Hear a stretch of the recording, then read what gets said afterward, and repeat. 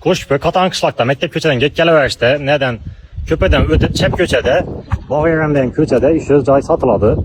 İkinci cay. Opşi hem yerine 8 sotiklik cay. Az o opşi məlumatlarını hemen məlumatını öyün içini aytıp ötemiz. Videonun axırına çok görüşlerden çıkmasın. Satıladığın reklamadaki öyün 8 sotik. Öyünün halatını danıştırıp ötemiz.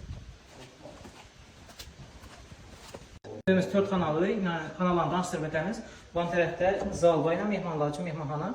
Şimdi davamımız gerçekten eğer toy ya teşkil bezimde olsa erkekler zalda otursa ayarlar köyde yine bir zalda oturuş imkanı var.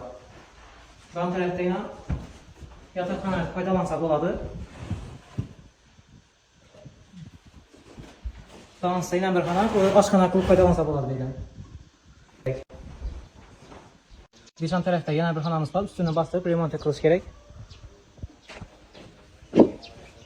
Bak tarafımız, bak tarafımız yine keyin qalasanızsa tördə mal koy, çarvaçılıq bilan şug'ullansa bo'ladi. Keyin meva yoki boshqa ekinlar qilish mumkin.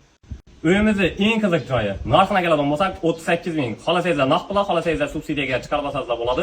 Naqd pul oladigan bo'lsangizlar ustunda yana kelishadigan joyi bor. Pastigalar nomerlarini qoldiramiz. Pul zaruriyat turibdilar.